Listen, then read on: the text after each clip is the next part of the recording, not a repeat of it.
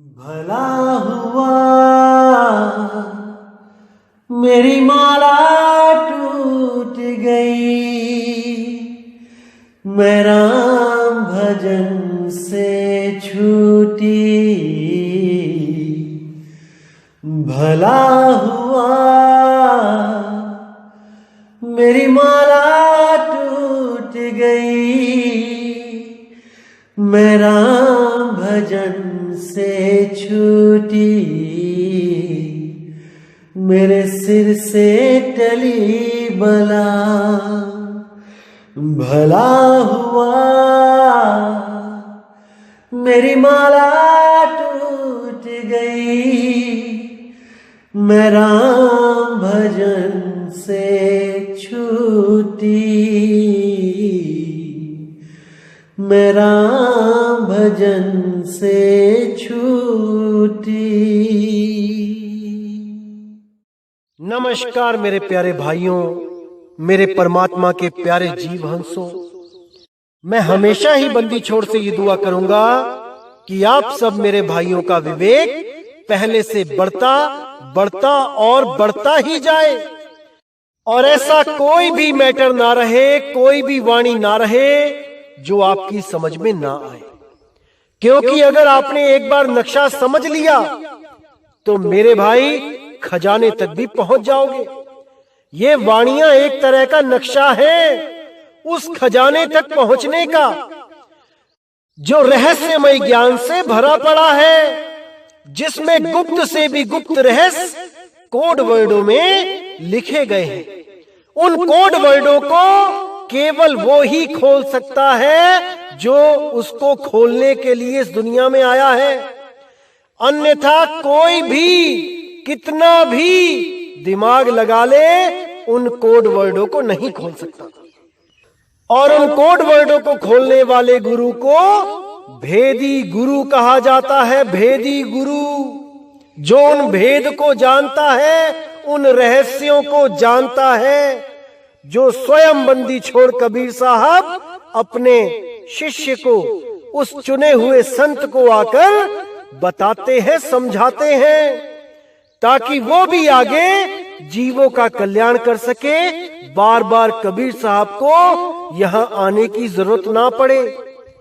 वो संत जिसको भी नाम दे देता है, सतगुरु बंदी छोड़ उसकी रक्षा करते हैं। वो उसके अंग संग रहते हैं और उसको काल बलि के जाल से, उस काल बलि की चोट से हमेशा बचा के रखते हैं। कैसे बचाते हैं ये आपको समझना पड़ेगा। आपको बुखार हो जाता है, आपका एक्सीडेंट हो जाता है, एक टांग कट जाती है, आपका मकान भूकंप से गिर जाता है, आपके घर में आग लग जाती है, आपको नौकरी में डिमोशन हो जाता है, आपकी नौकरी छूट जाती है, आपको बिजनेस में घाटा हो जाता है, आपकी फैक्ट्री में आग लग जाता है, तो समझो कुछ नहीं हुआ, कुछ भी नहीं हुआ, क्योंकि आप जिंदा हो। आप जिंदा हो। भक्ति करने के लिए अभी आपके पास समय है। अरे ये सब यहीं से इकट्ठा किया था, यहीं रह जाएगा। जैसे समुद्र के किनारे पड़ी रेत बच्चे उठा उठा के उससे घर बना लेते हैं, और एक लहर आती है, वो रेत वहीं मिल जाती है जहां से उसको निकाला गया था, जहां से उसको इकट्ठा किया गया था। ऐसे ही ये दुकान, मकान, दुनियादारी, ये सब आपने यहीं से इकट्ठी करी है, और ये एक दिन यहीं मिल जानी है।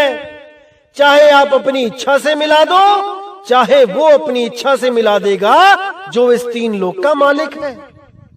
इसलिए इन छोटी छोटी बातों में विश्वास कम नहीं किया जाता।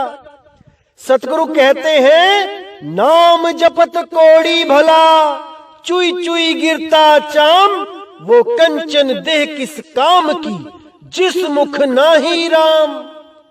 अरे आपको कम से कम कोड़ तो नहीं हुआ है, घर ही जला है ना।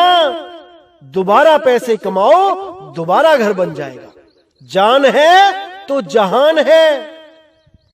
अरे यहां तो बड़े बड़े दावे करने वाले जो काल के दूत जो लोगों को लालच में फंसा के अपने पंथ के साथ जोड़ते थे कि हमारी शरण में आके आपके सारे कर्म कट जाएंगे, आपको कोई दुख नहीं आएगा, सुख ही सुख रहेगा। अरे उन लोगों की अकाल मृत्यु हो रही है, वो लोग भी फांसी से लटक के मर रहे हैं, वो भी जल रहे हैं एक्सीडेंटों में, वो भी मारे जा रहे हैं। जब ऐसा कोई हादसा हो जाता है तो ये काल के दूत वहां पल्ला झाड़ लेते हैं, कहते हैं जरूर आपसे ही कोई गलती हुई होगी, गुरु के दरबार में कोई कमी नहीं है, चेले में ही चूक है। तब ये सारा सहरा आपके सिर पे बांध देते हैं, और जब कोई थोड़ी सी खुशी आ जाए तो उठा के सारा सहरा गुरु के सिर पे बांध देते हैं। ऐसे चालाक लोगों से सावधान रहना मेरे भाई। यहां कोई गुरु किसी चेले के कर्म नहीं काट सकता, ध्यान रखना इस बात का। साहिब कहते हैं एक डाल दो पंछी बैठे, एक गुरु एक चेला, गुरु की करनी गुरु भरेगा, चेले की करनी चेला। लेकिन हां, अगर आप तन मन धन से बंदी छोड़ की शरण में आ गए हैं, तब वो आपकी लाज जरूर रखेगा। शूल से सुई करेगा, जहां प्राणों की आहुति देनी पड़नी थी वहां केवल एक हाथ काट के ही काम चलवा देगा। क्योंकि कर्म का भोग तो भोगना ही पड़ता है मेरे भाई, चाहे हंस के भोग चाहे रो के भोग, भोगना तो पड़ेगा। साहिब कहते हैं दे धरे का दंड है, सब काहू को होई, ज्ञानी भोगे ज्ञान से, अज्ञानी भोगे रोई। अज्ञानी रो रो के भोगता है कि हे भगवान तुझे मैं ही मिला था, मेरा हाथ काट के रख दिया, मेरा पैर कटवा दिया, तुझे मैं ही मिला था, अरे किसी और का काट देता। लेकिन ज्ञानी क्या कहता है, मेरे ही कर्म हैं, मुझे ही भोगने पड़ेंगे। हे बंदी छोड़, मुझे इतनी ताकत दो, इतनी शक्ति दो कि मैं अपने कर्मों को भोग के इस जन्म मरण से सदा के लिए मुक्त हो जाऊं, दोबारा इस गर्भ जून में मुझे ना आना पड़े। वो केवल यही अरदास करेगा। इसलिए मेरे भाई, जो भी गुरु आपको ऐसे भ्रम में डालता है कि आपके सारे कर्म मैं माफ करवा दूंगा, खुशियां ही खुशियां आ जाएंगी, दुख नाम की चीज नहीं रहेगी, उसके लिए 15,000 का 21,000 का पाठ करवाना पड़ेगा, ऐसा अगर कोई बोले आपको तो समझ जाना मेरे भाई, वो राजा नहीं भिखारी है, भिखारी। अरे जो स्वयं सतलोक का राजा है वो 15,000 21,000 किस बात के ले रहा है? उसको क्या जरूरत पड़ गई है? जब वो स्वयं राजा है तो वो केवल सिर पे हाथ धरे और कष्टों से मुक्ति दे। उसको भी घूस देनी पड़ेगी क्या 15,000 21,000 की? बिल्कुल बुद्धि नहीं लगाता कोई भी, बस अंधी भेड़ की तरह एक दूसरे के पीछे चलते चले जाते हैं। जब कबीर साहब यहां पर आए थे 600 साल पहले, तो कितने लोगों से 15,000 21,000 इकट्ठे किए थे? एक भी प्रूफ दिखा दो मुझे कि कहीं पे हवन यज्ञ करवाया हो, कि लोगों के दुख दूर करने के लिए पर्चियां काटी हो 12,000 15,000 25,000 की। उन्होंने हमेशा ये बोला कि मेहनत करके खाओ, केवल मेहनत करके खाओ। वो तो कुछ खाते पीते भी नहीं थे, तब भी कपड़े का काम करते थे, ताना बाना चलाकर कमाई करते थे, और वो सारा पैसा लोक भलाई में गरीबों को बांटते थे। यहां तक बोला उन्होंने कि मर जाऊं मांगू नहीं अपने तन के काज, परमारथ के काज में मोहे ना आवे लाज। कि अगर कोई भाई परमार्थ में कुछ करना चाहता है, लोगों के लिए कुछ करना चाहता है, लोगों के लिए भंडारे लगाना चाहता है, भोजन कराना चाहता है गरीबों को, या कुछ पुस्तकें जिसमें कबीर साहब का ज्ञान या अपने गुरुओं का ज्ञान छाप के लोगों को वितरित करना चाहता है, या और कुछ प्रचार करना चाहता है देश विदेश में जाकर, उस शुभ कर्म के लिए अगर वो पैसे मांगता है तो उसमें लाज करने की जरूरत नहीं है, उसमें शर्म करने की जरूरत नहीं है, क्योंकि वो अपने खुद के लिए नहीं कर रहा है, वो लोगों का पैसा लोगों में ही लगा रहा है। वो शुभ कर्म उन लोगों के द्वारा जो पैसा दिया जाता है उसके द्वारा वो कर रहा है। उसका शुभ फल उन लोगों को भी प्राप्त होगा जो लोग उसमें योगदान देते हैं। और वो लोग अपने दुख को सुख में बदलने के लिए योगदान नहीं दे रहे हैं, वो भी निस्वार्थ भाव से किसी दूसरे का भला हो जाए उस पैसे से, इसलिए दान दे रहे हैं। इससे मालिक बहुत खुश होता है। जब आप अपने पैसे को निस्वार्थ भाव से दूसरों के लिए खर्च करते हैं, इससे बंदी छोड़ बहुत खुश होते हैं, क्योंकि अपने लिए तो सभी लगा रहे हैं पैसे। अपने लिए तो हर बंदा खर्च रहा है। आज खुद बीमार हो जाता है तो लाखों रुपए लगाने को तैयार बैठा है, लेकिन कोई गरीब जिसको दवाई चाहिए, क्या उसको 10 रुपए की दवाई कभी दी? जो नहीं कमा सकता, हाथ कटे हैं, पैर कटे हैं, उसको कोई दवाई दवा दारू कुछ चाहिए, क्या उसको कभी खरीद के दिया? अगर उसको दिया तो मालिक खुश है। मालिक हमेशा अंग संग है, क्योंकि वो तो अपने कर्म भोग ही रहा है। उसे हम लोगों की जरूरत है, हम लोग उसकी मदद करें, तभी परमात्मा खुश होगा मेरे भाई। लेकिन किसी की भी मदद करने से पहले ये जांच लो, परख लो कि क्या उसको सच में जरूरत है, या आपने पैसे दिए और वो मच्छी के पकोड़े खा रहा है जाके। आपने उसकी कुछ मदद करी और वो दारू के ठेके पे पहुंच गया जाके। तो ऐसे लोगों से भी सावधान रहना है। मदद करो, लेकिन सोच समझ के, पूरा अच्छी तरह जान के कि आखिर वो मदद के काबिल भी है कि नहीं, कि आपके पैसों से गलत कर्म करके आपको भी पाप का भागीदार बना दे। तो ऐसे लोगों से सावधान रहें, होशियार रहें। तो आज आपको मैं एक और चीज बताना चाहूंगा मेरे भाइयों। कुछ लोग हमें बताते हैं, बोलते हैं कि आप पहले कहां थे? हमारे गुरुजी जेल में गए तो आप बाहर आ गए, आप सत्संग करना स्टार्ट कर दिया। उन लोगों को मैं बताना चाहूंगा मेरे भाइयों, मैं 2010 से कबीर साहब का प्रचार कर रहा हूं और सब गुरुओं से, उनके शिष्यों से मैंने खुल के बातें करी हैं कि हमारे साथ एक बार बैठ के ज्ञान विचार कर लो। कबीर साहब कहना क्या चाहते हैं, नानक साहब कहना क्या चाहते हैं, गरीबदास जी महाराज कहना क्या चाहते हैं, इस पे एक बार विचार विमर्श कर लो। क्यों लाखों लोगों को काल के मुंह में ले जाने का काम करते हो? उन लोगों को ये बातें समझ में नहीं आई और लोगों को भ्रमित ही करते रहे। तो आज उनकी जो दुर्दशा हुई है वो आप देख सकते हैं। उनका पूरा पूरा आश्रम तोड़ दिया गया, कोई बचाने वाला नहीं मिला। तो ऐसा होना ही था, क्योंकि जो परमात्मा की वाणियों से छेड़छाड़ करेगा उसके साथ ऐसा ही होगा। मदन साहिब की वाणियों को उन्होंने नानक साहब की वाणियां बोल के छाप दिया अपने ग्रंथों में, और मेरे कई बार अरदास करने पर भी उसको, अपनी गलती को नहीं माना, वैसे ही चलने दिया। तो ये गलतियां जो हुई हैं उसका प्रायश्चित तो करना ही पड़ेगा।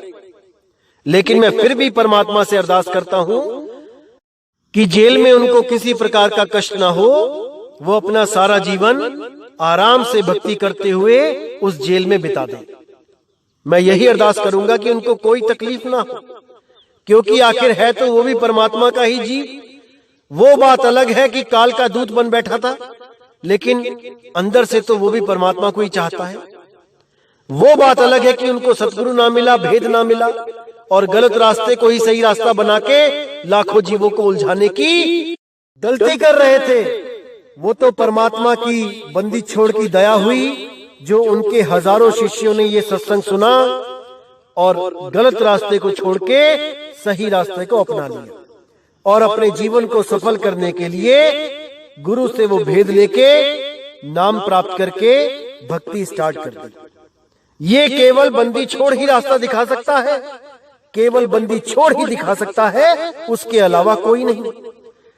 गलत रास्ते पे चलने वाले, गलत रास्ते पे चलाने वाले बहुत मिलेंगे, लाखों मिलेंगे, लेकिन सही रास्ता दिखाने वाला कोई एक, वो केवल बंदी छोड़ की दया से मिलता है। अन्यथा ऐसे ही जन्म बर्बाद करके लाखों चले गए, करोड़ों चले गए, अरबों चले गए, खरबों चले गए, लेकिन किसी को भी सही रास्ता बिना उसकी दया के नहीं मिल पाया। तो जो लोग बोलते हैं कि हमारे गुरु ने कबीर साहब के बारे में वेदों से निकाल निकाल के दुनिया को दिखाया, हमारे गुरु को सब भेद पता थे पहले से ही, तो मेरे भाई मैं उन लोगों की आज आंखें खोलना चाहता हूं। ये आपको केवल मूर्ख बनाया जा रहा है और कुछ नहीं। कबीर साहब के बारे में ऐसी कोई चीज नहीं है जो पहले ही ग्रंथों में नहीं बताई गई है। इन अधूरे गुरुओं ने क्या किया है, केवल उन ग्रंथों में से वाणियां निकाल निकाल के अपने ग्रंथों में कॉपी पेस्ट किया है और आपके सामने रख दी है। अब आपने वो पुराने ग्रंथ कभी देखे नहीं, तो इसलिए आपको लगा कि देखो ये केवल हमारे गुरुजी ने ही करके दिखाया है, खोज खोज के लेके आए हैं कबीर साहब के बारे में वेदों में, पुराणों में, ग्रंथों में। ऐसा बिल्कुल नहीं है मेरे भाई। आप कबीर मंसूर उठाइए, उसमें कबीर शब्द की पूरी व्याख्या और वेदों में कबीर कहां कहां लिखा हुआ है, कुरान में कबीर कहां कहां लिखा हुआ है, ये सारा पहले से ही बता रखा है। इन अधूरे गुरुओं ने तो केवल वहां से कॉपी करके अपने ग्रंथों में पेस्ट करके अपनी महिमा गवाई है आप लोगों से कि देखो हम ज्ञानी हैं, हम ज्ञाता हैं, वेदों के, पुराणों के, कुरान के कहां पे कबीर लिखा है हमें पता है। अरे मेरे भाई, सारा कुछ पहले से ही लिखा है, लेकिन किसी ने देखा नहीं, इसलिए अंधे के हाथ में बटेर लग गई और वो शिकारी बन बैठा। मेरे भाई, आप पुराने ग्रंथ खोल के देखो, एक एक चीज कबीर साहब के बारे में पहले से दी गई है, लेकिन ना जानते हुए आप केवल इन लोगों के भ्रम के झांसे में फंस गए कि हमारे गुरु की दिव्य दृष्टि खुली है, जो वेदों में से उन्होंने सार यानी कबीर अक्षर निकाल निकाल के सबके सामने रख दिया। ये महा झूठ है, इसका प्रमाण मैं साथ ही साथ दे रहा हूं, आप देख सकते हैं कबीर मंसूर में पेज नंबर के 7। तो मेरे भाई, आपका मैं हमेशा भला ही चाहूंगा और मैं कभी नहीं चाहूंगा कि आप धर्म के नाम पे, परमात्मा के नाम पे, भगवान के नाम पे लूटे जाओ। मैं कभी नहीं चाहूंगा कि आप अपना जीवन ऐसे बर्बाद करके जाओ इन 52 अक्षरों के चक्कर में। मैं कभी नहीं चाहूंगा कि आपको कोई ऐसा गुरु मिले जो इन्हीं 52 अक्षरों के चक्कर में आपको उलझा के रखे, आपको जन्म मरण के चक्कर में हमेशा के लिए डाल दे। मैं कभी नहीं चाहूंगा। मैं हमेशा बंदी छोड़ से अरदास करूंगा कि आपको ऐसा गुरु मिले जो आपको आपका निज स्वरूप लखाए, आपको आपकी असलियत बताए कि आप कौन हो, आप कहां से आए हो, कहां जाओगे, ये सब भेद आपको बताए और हमेशा के लिए जन्म मरण से आजाद कर दे। भाइयों, एक बात हमेशा याद रखना, जब तक हमारा 1% भी मोह इस दुनिया से है, हम मुक्त नहीं हैं। अच्छी तरह समझ जाना इस बात को। चाहे वो हमारी दुकान हो, चाहे मकान हो, चाहे बीवी हो, चाहे बच्चे हो, चाहे माँ हो, चाहे बाप हो, चाहे कुछ भी हो, अगर हमारी सुरती वहां अटकी है तो हमें मुक्त करने वाला इस दुनिया जहान में कोई नहीं। अगर हमारा प्रेम केवल बंदी छोड़ सतगुरु कबीर साहब से है, उस सार शब्द से है, उस शब्द गुरु से है, तो हमें यहां फंसाने वाला भी इस जहान में कोई नहीं। ये हमने देखना है कि हम अपनी सबसे प्यारी से प्यारी चीज को खोने पर भी कितना दुखी होते हैं। अगर हम में वो हौसला है कि हम उस दुख को सह सके, अपने असली ज्ञान में आकर उस दुख को ऐसे जाने दे जैसे बाकी समय बीता है, तो समझ जाओ कि आपको अब बंधन में डालने वाला कोई नहीं है। अगर हम उसके पीछे रोते हैं, चिल्लाते हैं, चीखते हैं, तो समझ जाना कि आपका बंधन नहीं टूटा है, आप यहीं उलझे हुए हो। अगर आपको कोई दुनियावी नुकसान होता है, जैसे कोई मकान दुकान, कोई पैसा जमीन जायदाद, कोई सोना चांदी, इसका नुकसान होता है, तो समझ जाओ कि आप बहुत सस्ते में छूट गए। बहुत बड़ा कर्म आने वाला था, गुरु ने ऐसी चीजों में आपका कर्म निकाल दिया जिससे आपको तनिक भी कष्ट नहीं हुआ आपके शरीर को। और अगर आपके शरीर को कष्ट होता है और आप थोड़े दिनों में ठीक हो जाते हो, या लंबी बीमारी के बाद आप ठीक हो जाते हो, तो समझ जाओ कि बहुत बड़ी दुर्गति होने वाली थी। बंदी छोड़ ने बड़े सस्ते में निपटा दिया और भला कर दिया। अगर आप बहुत ज्यादा बीमार हो, आपको कैंसर हो गया है, आपको किडनियां फेल हो गई हैं, आपका लीवर खराब हो गया है, आपके फेफड़े खत्म हो चुके हैं और आपको नाम मिला हुआ है, तब भी समझ जाओ मेरे भाई कि आप पे बंदी छोड़ की दया है, पूरी दया है, क्योंकि आपके पास नाम है। अरे शरीर तो छोड़ना ही है एक दिन, किसी भी गुरु के पास चले जाओ, शरीर तो छोड़ना पड़ेगा। लेकिन छोड़ने की विधि क्या है? अगर वो विधि आपके पास है तो समझो कि गुरु की दया है आपके पास। आप ध्यान तो करो, वो आपको ऐसे निकालेगा इस शरीर से जैसे आप रोज सोते हो। इस शरीर को छोड़ के आपकी सुरती सूक्ष्म शरीरों में चली जाती है। क्या आपको कोई कष्ट होता है उस वक्त? एक शरीर को छोड़ के दूसरे शरीरों में चले जाते हो, बिल्कुल कष्ट नहीं होता। इसी प्रकार अगर आप केवल और केवल शब्द में सुरती को संभालोगे तो वो इतने आराम से निकलेगी कि आपको पता भी नहीं चलेगा कि आपने कब ये शरीर त्याग दिया। रोते वो हैं जिनकी सुरती शरीर में लगी होती है कि मुझे बचा लो, मैं नहीं जाना चाहता। वो लोग रोते हैं। जो शब्द को प्राप्त कर लेते हैं वो तो सहजता से निकलते हैं, वो शब्द में ही रमे होते हैं। उनके लिए शरीर छोड़ना कोई बड़ी बात नहीं होती, लेकिन गुरु पे अटल विश्वास होना चाहिए, तब ये अवस्था प्राप्त होती है। गुरु पे संदेह नहीं करना होता है। शब्द गुरु की बात कर रहा हूं मैं। शब्द गुरु पे अटल विश्वास रखो, शब्द गुरु सबको बचाएगा। इसीलिए बोला, कहे कबीर सुनो भाई साधो, मैं तो हूं विश्वास में, मैं तेरे पास ही हूं, तू मेरा ध्यान करके तो देख, अगर ना मिलूं तब बताना। तो इसीलिए हमें बंदी छोड़ पे पूरा विश्वास भी रखना है और उसको ध्याना भी है। उस बंदी छोड़ को ही नाम कहते हैं। नाम जिन ही नाम ते आया, गए मसक्कत काल, नानक ते मुख यूजले, केती छूटी नाल। जिसने उस नाम को ध्या लिया वो इस दुनिया से मुस्कुराते हुए गए हैं, हंसते हुए गए हैं, लेकिन अटल विश्वास करके।